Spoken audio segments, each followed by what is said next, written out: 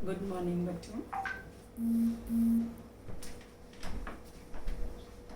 आप सभी लोग पढ़ाई कर रहे हैं और हमने हिंदी फर्स्ट का 8 लेसन पढ़ लिया था और 7 और 8 लेसन के क्वेश्चन आंसर्स मैं आपको भेजूंगी।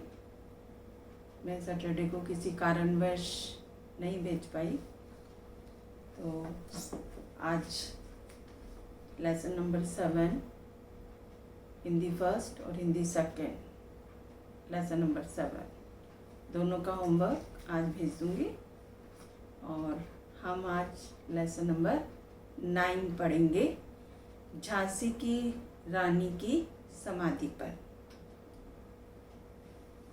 Open your book, page number 58। Jhansi की रानी की समाधि पर। झांसी की रानी का नाम तो सबने सुना होगा, सुना है ना सबने, कि झांसी की रानी किस तरह से उन्होंने लड़ाई की थी अपने लिए और देश के लिए।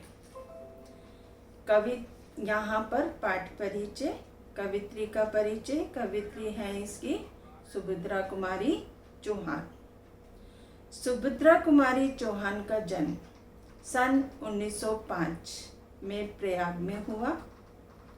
महादेवी वर्मा की सहपाठिनी रही सुभद्रा जी, यानी यह किसकी, एक लेखिका जो हमारी महादेवी वर्मा है उनकी सहपाठिनी, यानी साथ में पढ़ती थी।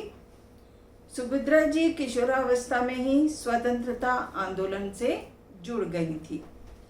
9 वर्ष की उम्र में नीम के पेड़ पर लिखी उनकी कविता मर्यादा पत्रिका में छपी, यानी जब वो 9 साल की थी तब नीम के पेड़ पर उन्होंने एक कविता लिखी थी मर्यादा, जो कि पत्रिका में छपी थी। इनकी प्रमुख कृतियां हैं, यानी इनकी जो रचनाएं हैं, इनकी जो कृतियां हैं वो है मुकुल, बिखरे मोती, सीधे सादे चित्र और त्रिधारा। कौन कौन से हैं? मुकुल, बिखरे मोती, सीधे सादे चित्र और त्रिधारा। राखी की चुनौती, जलियांवाला बाग में बसंत, ये कंदम का पेड़, झांसी की रानी की समाधि पर, खूब लड़ी मर्दानी आदि इनकी चर्चित कविताएं हैं। जो शुरू में थी वो रचनाएं हैं और ये क्या है, कविताएं।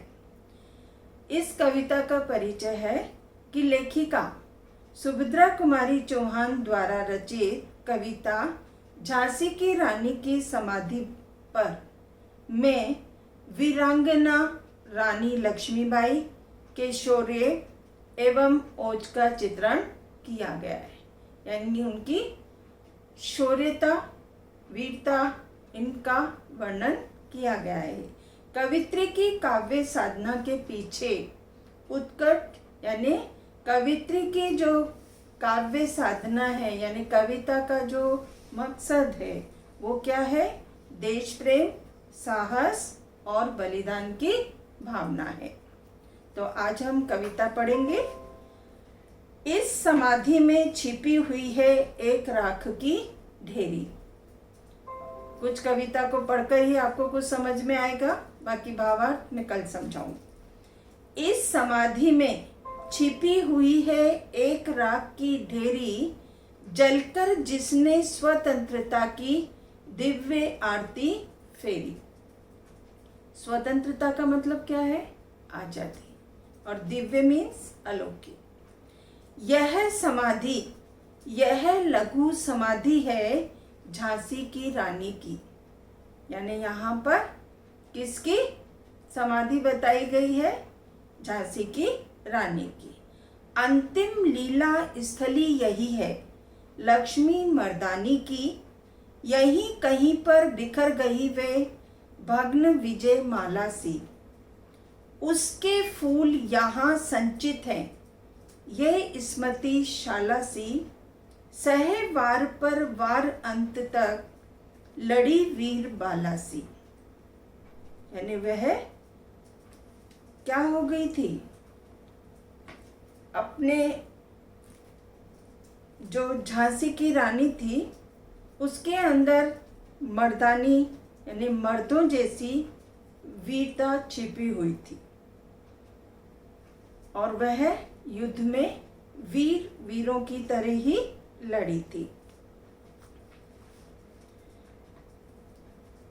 सहे वार पर वार अंत तक लड़ी वीर बालासी, आहुति सी गिर पड़ी चिता पर चमक उठी ज्वाला सी। बढ़ जाता है मान वीर का रण में बलि होने से, यानी युद्ध में जब वीर क्या होता है, बलि हो जाता है, बलिदान दे देता है, तो क्या बढ़ जाता है, युद्ध का मान बढ़ जाता है।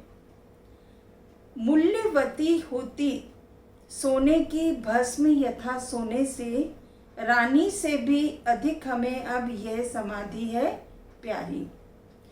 यहाँ निहित है स्वतंत्रता की आशा की चिंगारी, इससे भी सुंदर समाधियाँ हम जग में हैं पाते, उनकी गाथा पर निशित में शूद्र जंतु ही गाते।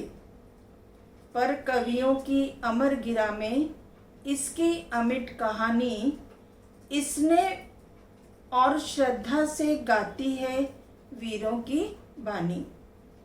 बुंदेले हर बोलों के मुख हमने सुनी कहानी, खूब लड़ी मर्दानी वह थी झांसी वाली रानी।